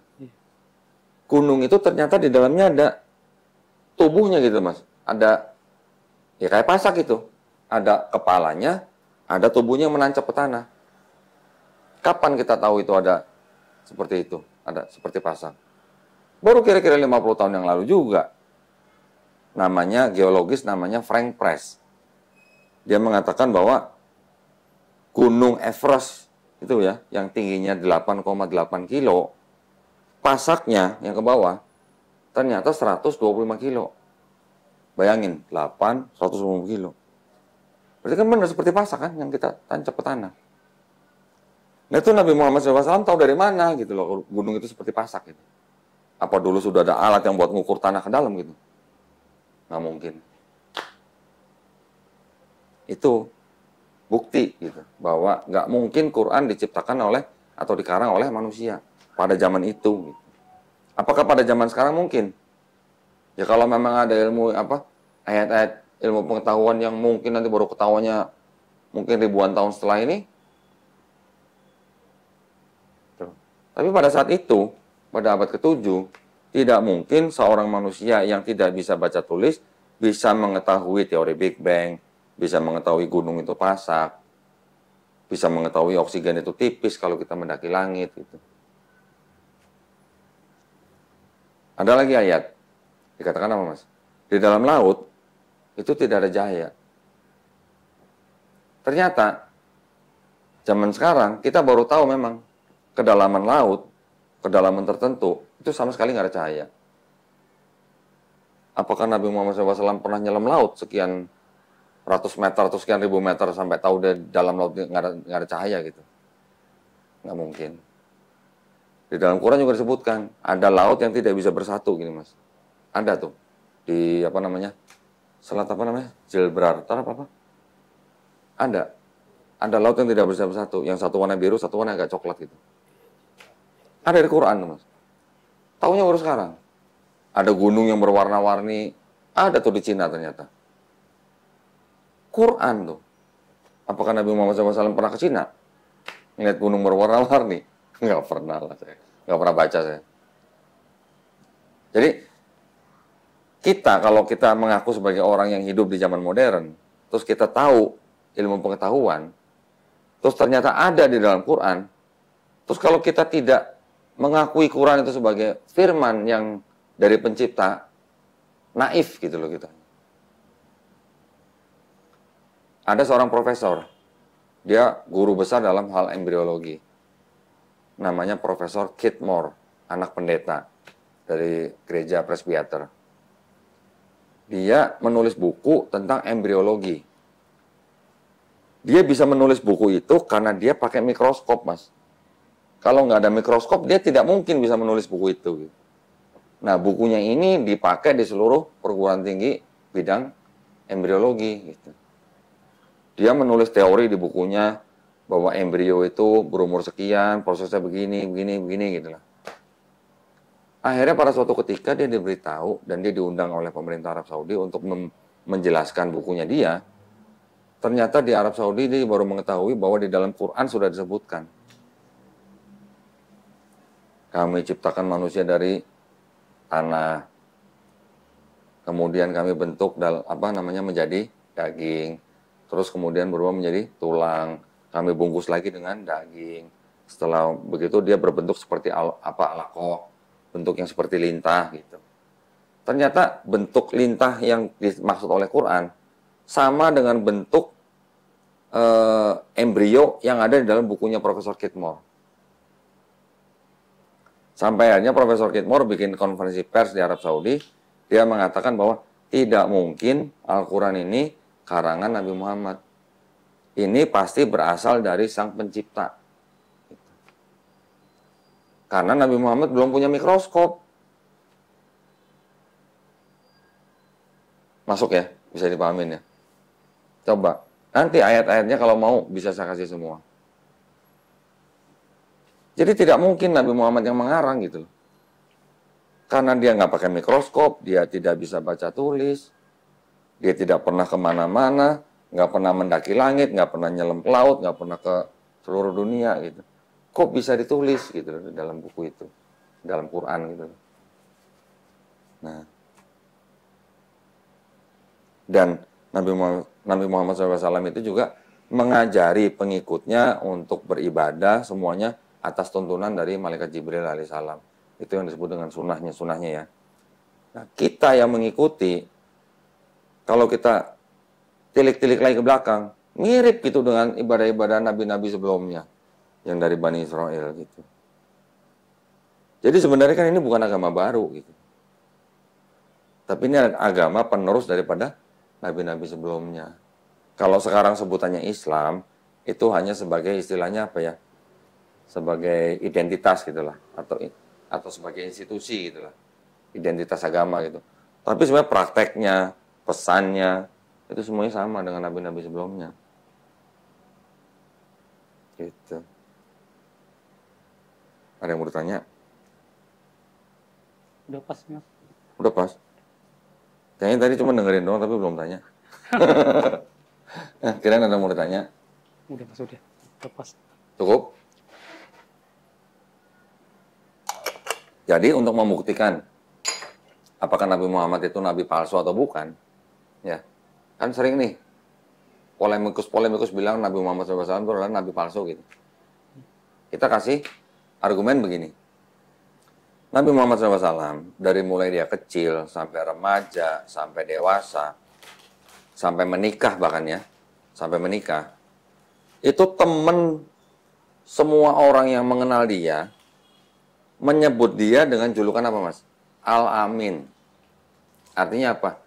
Yang terpercaya gitu. Artinya orang ini nggak pernah bohong gitu.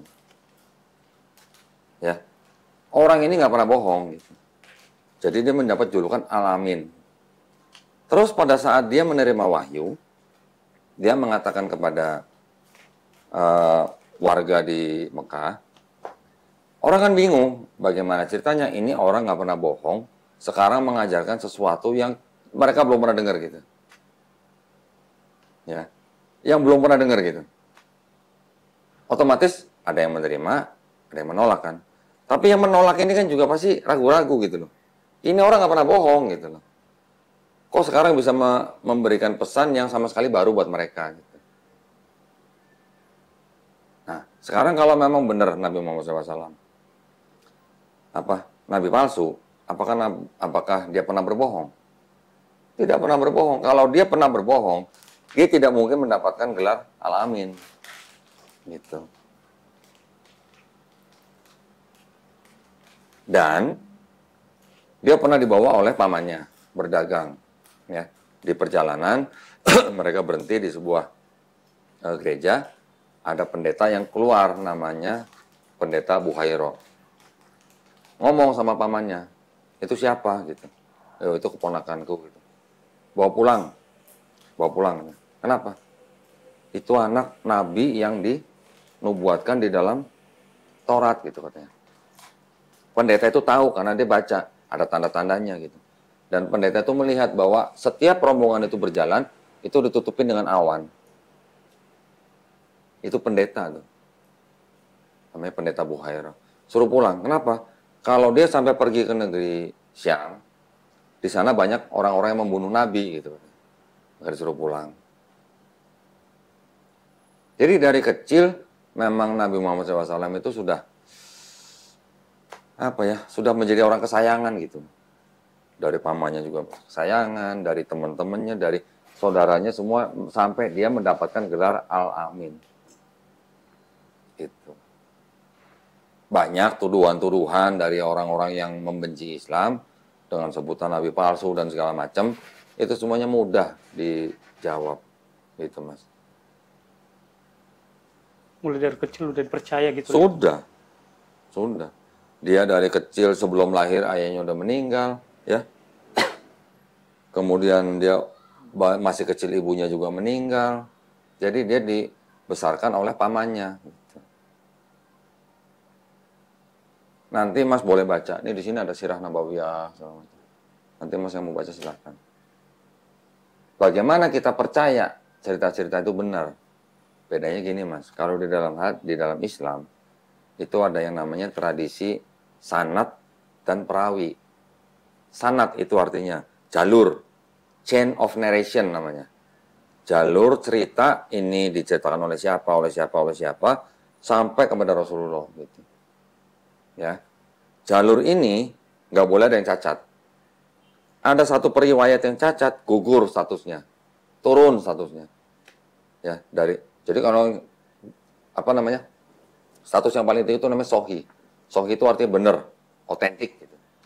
Kalau ada pencerita atau periwayat yang pernah bohong, pernah nggak benar, itu riwayat itu akan turun derajatnya menjadi hasan. Hasan itu masih bagus, tapi masih tidak otentik banget lah. Nanti kalau ada periwayat yang nggak benar lagi, turun lagi menjadi doif, turun lagi menjadi maudhu. Kalau di Bible, ada nggak bahwa cerita-cerita itu benar berasal dari Yesus gitu? Penulisnya siapa aja nggak tahu gitu. Itu bedanya, Mas. Jadi kalau di dalam Islam, orang membuatkan cerita atau hadis itu nggak sembarangan. Itu ada ilmunya, ada penelitinya gitu. Imam-imam yang menyusun hadis itu rela berjalan ratusan kilo, bahkan ribuan kilometer, hanya untuk menentukan hadis ini sesuai atau enggak gitu. Saking ketatnya gitu, sampai begitu. Nanti selanjutnya Mas Apri bisa belajar lebih banyak soal Islam. Gitu ya. Ada yang mau tanyain? Kalau tanya nggak ada, Mas. Udah nggak ada? Nggak ada ya? Oke, cukup. Ustaz Agus, ada yang mau tambahin? Ada yang mau tambahin keterangan soal Islam gitu? Cukup? Dari sisi Kristen atau Bible-nya sudah cukup ya? Dari sisi Islamnya juga sudah cukup? Kalau belum, kasih tahu. Nanti apa yang mau ditanyain, jangan sungkan-sungkan, Mas. Di lain hari aja, Mas. Lain hari ya, nanti belajar Karena kan pelan-pelan kalau ya. diserap satu hari, nggak Iya, mungkin juga gitu loh. terlalu banyak. Iya, nanti bisa belajar step by step. Jadi, sekarang menurut Mas Apri, Tuhan itu Esa. Yesus bukan Tuhan, Yesus hanya seorang nabi. Muhammad adalah seorang nabi dan utusan Allah. Ini tiga-tiganya udah percaya. Sudah. Alhamdulillah. Jadi, siap bersahadat. Siap. Mas Apri kira-kira ada punya pemikiran apa nggak? Misalnya kalau nanti saya memeluk Islam, keluarga saya begini-begini gitu, ada? Nggak ada, Mas. Orang tua, kira-kira gimana? Ya ini aku dulu yang belajar gitu loh, bukan pikiranku belum ada sampai ke sana gitu loh. Oh, Belum ada sampai ke orang tua atau apa, enggak. oke. Yang penting saya belajar dulu gitu. Oke. Tapi kalau misalnya nanti orang tua tahu, kira-kira mereka marah atau nggak? Ya kalau marah jelas marah dong. Marah jelas. Kalau itu nggak bisa dipungkiri marah Nggak pasti. bisa dipungkiri. Kira-kira diusir nggak? Ya kalau diusir. Kalau diusir kasih tahu saya tampung. Udah gitu aja. Oke? Tetapi yang jelas, nanti Mas Apri kalau sudah menjadi seorang Muslim, kalau sebelum hari ini Mas Apri sayang sama orang tua, setelah menjadi Muslim harus lebih sayang. Nah, itu syaratnya. Kalau tadi ya hormat sama orang tua, setelah jadi Muslim harus lebih hormat. Siap? Siap, Mas. Alhamdulillah. Oke, kalau gitu kita bisa segera melakukan prosesi syahadat. Ya, tolong dibantu ya, Tat ya. Sudah dengan relasi Ya, pada hari ini sudah. Ada yang mengiming-imingi atau memaksa? Enggak, kalau ini sukarela nih, enggak ada. Sukarela. Kemauan sendiri ya? Mohon sendiri. Alhamdulillah. Ya sudah, sebentar. Enaknya di mana, Tat? Mau di sini, mau di meja? Di sini aja. Saya ambilin ini dulu ya, sebentar ya.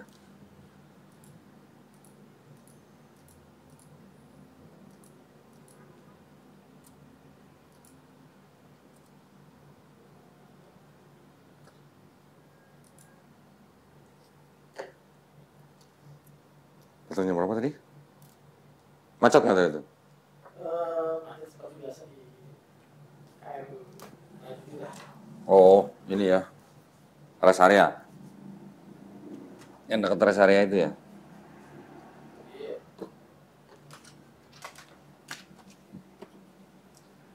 Kalau gitu nih saya pindahin aja ini ya, kameranya.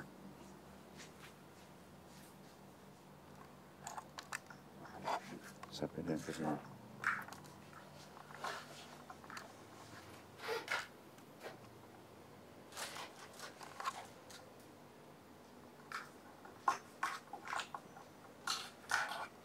Nah, ini ya.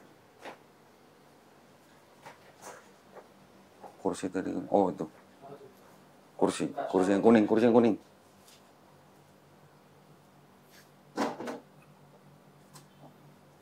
Mas Apri duduk sini.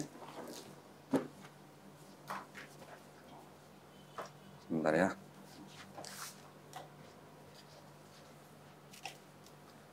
Tataku susu sana. Ya. Sini.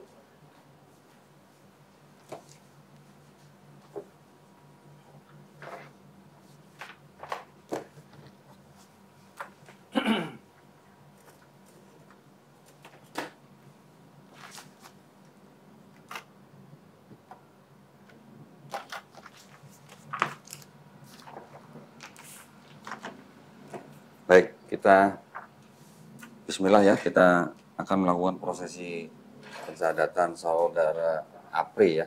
Oh ya, boleh pinjam KTP-nya. Nanti untuk dibuatin sertifikat. Ini langsung kan sertifikatnya. Udah pada pulang, nanti gampang nanti dikirim bisa.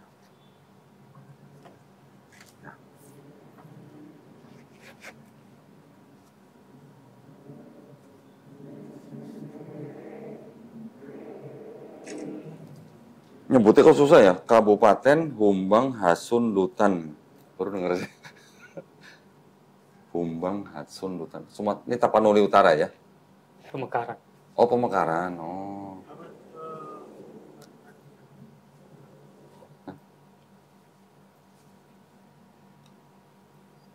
Padumaan Polum. Kabupaten Humbang Hasun Lutan, Sumatera Utara. Baik, ya kita mulai ya. Bismillah.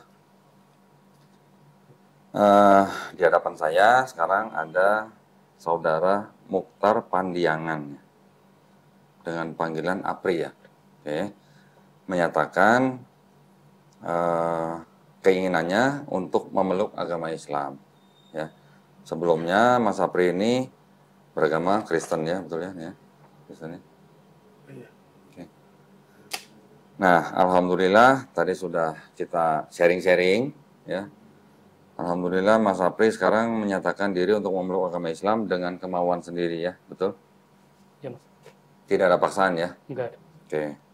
Tadi saya berpesan kalau nanti Mas Apri sudah bersyahadat, kalau sebelumnya sayang dan hormat sama orang tua, harus lebih sayang dan hormat ya nanti ya kalau udah jadi muslim ya. Baik kalau gitu.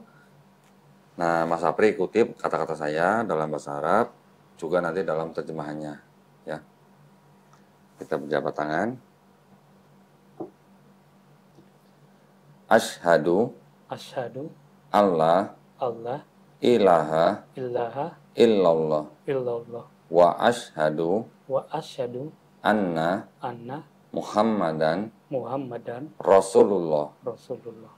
Aku bersaksi Aku bersaksi tiada Tuhan tiada Tuhan selain Allah, selain Allah, dan aku bersaksi dan aku bersaksi Nabi Muhammad Nabi Muhammad adalah utusan Allah. adalah utusan Allah. Alhamdulillah. Alhamdulillah. Selamat ya Mas ya. Nanti mudah-mudahan kita bisa bantu apa saja misalnya dalam hal akidah atau apa jangan sungkan-sungkan. Alhamdulillah. Nah ini ada buku penuntun sholat ya. Di dalamnya ada sejumlah uang. Ini adalah zakat yang memang khusus untuk mu'alaf. Mu'alaf adalah salah satu dari 8 asnaf yang berhak menerima zakat. Mohon diterima dengan baik. Nanti Mas Apri setelah pulang dari sini mandi junub ya, mandi hadas besar gitu ya. Iya. Setelah itu baru mempelajari ini, bertahap aja step by step. Ya, nggak perlu terburu-buru.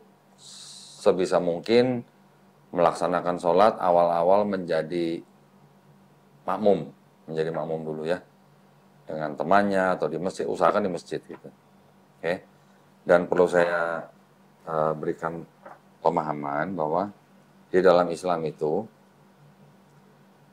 setiap bayi, Mas, ya, yang lahir itu sebenarnya fitrahnya Muslim. Kan tadi saya sudah jelaskan, Muslim artinya orang yang berislam atau berserah diri kepada Sang Pencipta, ya. Jadi setiap bayi yang lahir itu sebenarnya nature-nya atau sifatnya atau fitrahnya itu adalah Muslim. Dia menjadi Kristen, menjadi Yahudi, atau menjadi Majusi, atau menjadi apapun karena orang tuanya, biasanya gitu ya. Namun pada saat dia sudah mendengar tentang Islam, mengenal Islam, dan akhirnya menerima Islam, ya, atau memeluk Islam, sebenarnya dia tuh bukan pindah agama, tapi itu dia kembali kepada fitrahnya, Mas. Kembali menjadi manusia yang berserah diri hanya kepada satu pencipta, gitu ya. Dan alhamdulillahnya di dalam Islam kita juga memahami bahwa setiap orang yang masuk Islam atau memeluk Islam, insya Allah dosanya dihapuskan, Mas. Ya, dosa-dosa yang dulu Mas April lakukan semenjak akil balik sampai hari ini insya Allah dihapuskan. Tapi dengan catatan nanti Mas April harus menjalankan Islamnya dengan baik. Ya, dan alhamdulillahnya lagi, segala kebaikan yang Mas April dulu pernah lakukan semenjak akil balik sampai sekarang, insya Allah tidak dihapus, tetap dicatat sebagai amal kebaikan. Ya, jadi alhamdulillah pada hari ini kita sudah mendapatkan saudara baru, ya, saudara dalam iman. Setiap Muslim adalah bersaudara, Mas. Jadi Mas April nanti mau di Jakarta, mau di Sumatera Utara, misalnya punya kesulitan apapun, jangan sungkan-sungkan hubungin kami, ya. Kita juga ada teman di Sumatera Utara, ya. Alhamdulillah, kalau begitu, ini KTP-nya saya kembalikan. Nanti kita buatkan sertifikat, mau dikirim lewat kurir boleh, mau diambil ke sini juga boleh, ya, gitu ya. Alhamdulillah, kalau gitu sekarang kita tutup dengan doa. Mohon bantuannya, Ustaz Agus tutup dalam doa, ya. Baik, kita berdoa. Kali ini kita mendoakan saudara baru kita, saudara Mukhtar aja dulu. Mukhtar aja. Apri, ya. Apri aja. Atau Apri yang telah kembali kepada Islam. Marilah kita tundukkan hati kita dan memohon kepada Allah Subhanahu wa taala dengan beristighfar bersama-sama. Astaghfirullahaladzim, astaghfirullahaladzim, astaghfirullahaladzim. Alhamdulillahirabbil alamin. Wassalatu wassalamu ala asyrofil anbiya'i wal mursalin wa ala alihi wa sahbihi wat tabi'in. Allahumma ighfir lana wa limasyayikhina wa li jami'il muslimin wal muslimat wal mu'minin wal mu'minat al ahya'i minhum wal amwat. Allahumma antas salam wa minkas salam tabarakta ya dzal jalali wal ikram. Rabbana ighfir lana wa li ikhwanina alladhina sabaquna bil iman wa la taj'al fi qulubina ghillan lil ladzina amanu rabbana innaka raufur rahim. Rabbana afriq alaina sabran wa tafana ma'as salihin. Rabbana hab lana min azwajina wa dzurriyyatina qurrata ayun waj'alna lil muttaqina imama. Allahumma inni a'udzubika minal hammi wal hazan wa a'udzubika minal ajzi wal kasal wa a'udzubika minal jubni wal buhl wa a'udzubika min ghalabati dani wa qahri rijal. Rabbi firli wa li walidayya warhamhuma kama rabbayani shaghira. Ya Allah yang Maha Pengampun, ampunilah dosa-dosa kami. Ampunilah dosa-dosa kami baik yang disengaja maupun yang tidak disengaja. Ya Allah yang Maha Pembimbing, bimbinglah setiap langkah kami dari dalam mengarungi kehidupan ini. Ya Allah, ya Tuhan kami, pada hari ini kami telah menerima kembalinya saudara kami, saudara Mukhtar atau saudara Apri yang telah kembali kepada Islam, agama fitrah. Ya Allah, jadikanlah Islam sebagai penunjuk yang selalu memberi petunjuk kepadanya. Ya Allah, yang Maha Rahmat, rahmatilah cahaya, penuhilah cahaya dan juga keimanan kami ini. Ya Allah, matikanlah kami dalam keimanan yang terbaik yang kami miliki. Rabbana zalamna anfusana wa ilam taghfir lana wa tarhamna lanakunanna minal khasirin. Rabbana atina fid dunya hasanah wa fil akhirati hasanah wa qina adzabannar. Subhana rabbika rabbil izzati amma yasifun wa salamun alal mursalin walhamdulillahi rabbil alamin. Alhamdulillah. Sekali lagi selamat ya Mas Sapri ya. Mudah-mudahan istiqomah dan terus